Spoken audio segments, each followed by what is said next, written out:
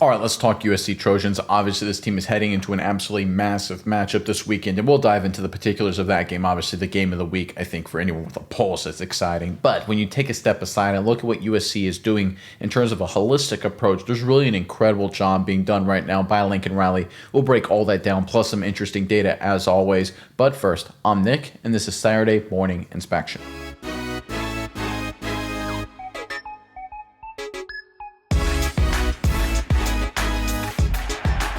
All right, this USC Trojans football team under Lincoln Riley have done an incredible job just retooling their entire team and orienting themselves to be a top-flight national championship contender, not just Big Ten contender. Once again, obviously, they're new to the Big Ten, but we're seeing them now really learn how to play Big Ten football. We saw that against Iowa. We saw that multitude of performances so far this season. Not perfect, but trending in the right direction for sure. But when you look into the data and just take an honest analytical approach, which is what we're going to do right now, we're going to take all biases and put it aside and just say, what does the data say, and pull from a bunch of different sources, because you just can't pick one source, right? You got to corroborate your evidence, as we love to on this channel, and figure out what exactly is going on with USC. Let's get started with ESPN's metric, Football Power Index, FPI, and look at the trend right now under Lincoln Riley. So we're going to open up this first graphic here that I put together, and this is USC's FPI by year, 2021 up till now, 2025.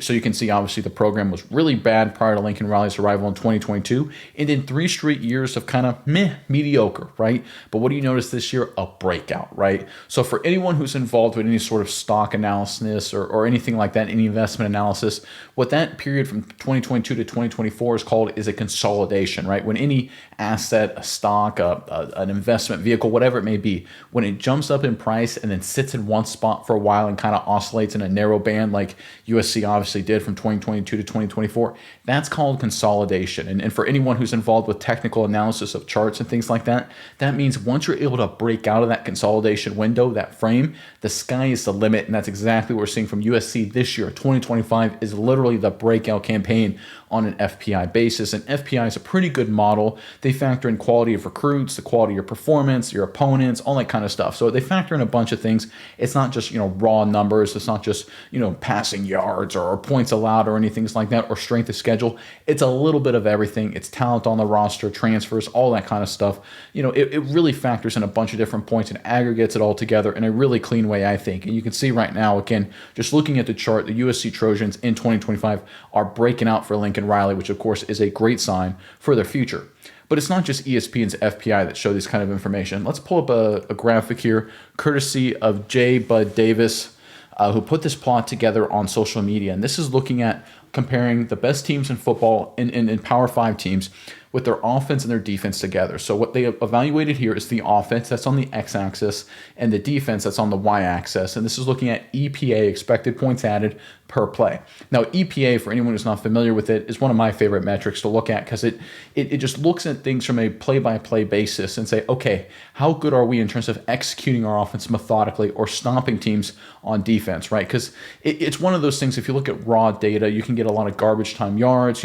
For example, if it's 3rd and 20 and you have an 18-yard run and then you punt, right? It looks like you had an 18-yard run, right? You ran a draw up the middle, you didn't get the first down, you punted, but that doesn't help you score at all. But it looks like 18 yards. Whereas if it's 1st and 10 and you run for 18 yards, that's a big play. New set of downs, right? Big play, closer to scoring, all that kind of stuff. So that's a big difference right there. If it's 4th and 5 and you get 4 versus 6, that's a big difference. EPA factors in that kind of stuff. That's why I really like them on an analytical basis. It removes some of the error of just looking at raw output totals. And you can see the USC Trojans guys in the second best tier. You can see Ohio State, Utah, and Oregon are in the top tier in college football, but USC not too far behind both the Ducks and Ohio State, right below them there with a above average defense. That's good. And right now, the second best offense, second only to Vanderbilt in all of college football. And just to be clear, these metrics are adjusted for opponent quality. So anyone out there saying, well, is it, did USC have an easier strength of schedule? This chart right here adjusts for that opponent quality. So it's factoring in strength of schedule right here, what we're seeing,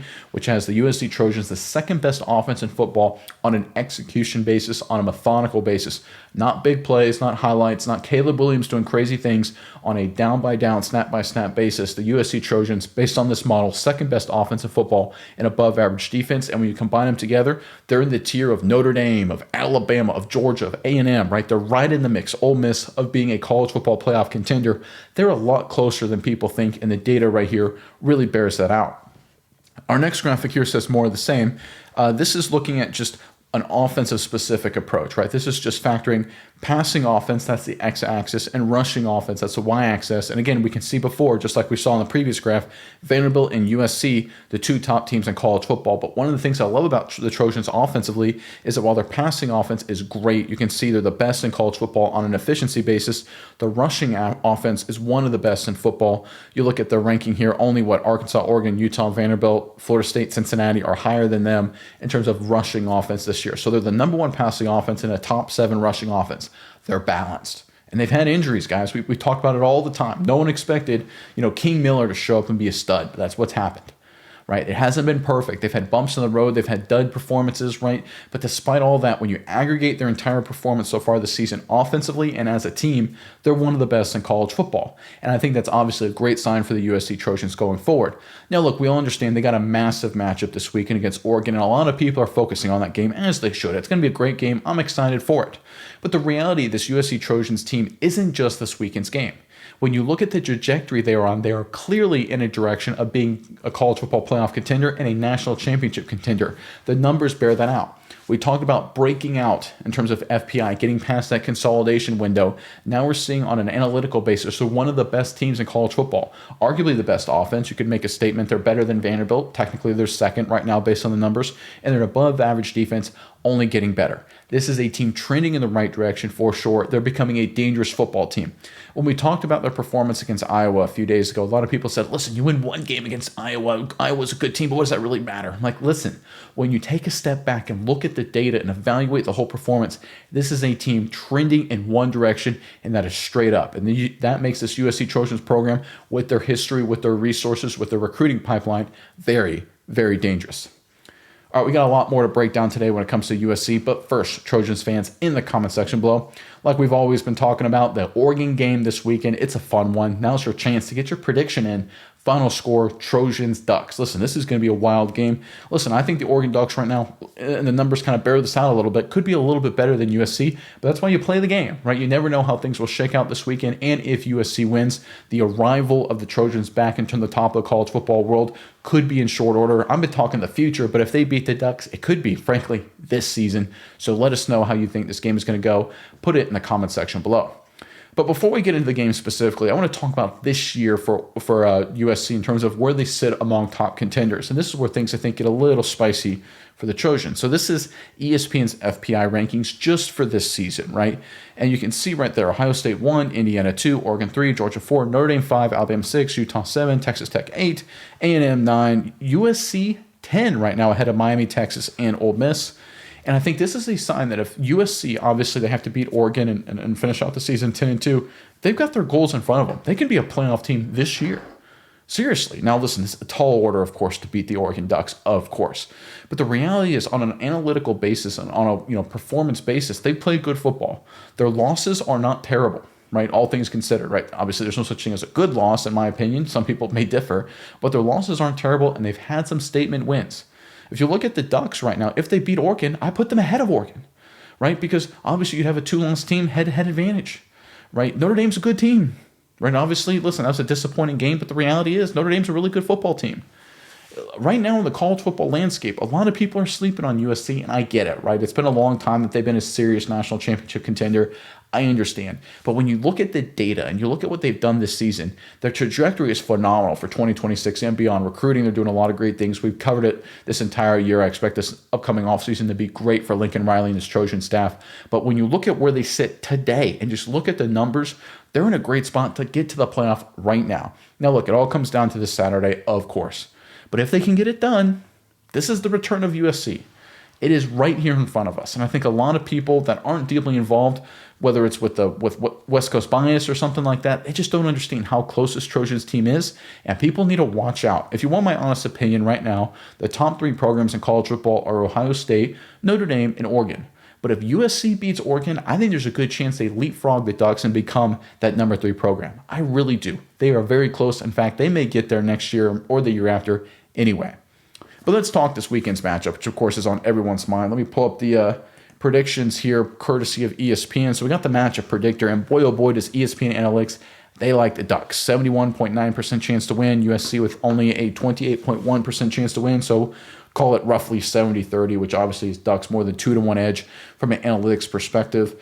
Very interesting there. I think a big part of that, we saw the FPI rankings a second ago, that Oregon is viewed very, very highly, as they should. They're a great football team. Gabe Lanning's a great coach. As much as I know a lot of you Trojans don't like Oregon, and Oregon, the Ducks, they don't like you. But the reality is, they're a good team. They're a good program. Credit is due where credit's due, right? And it's going to be a tough game for sure.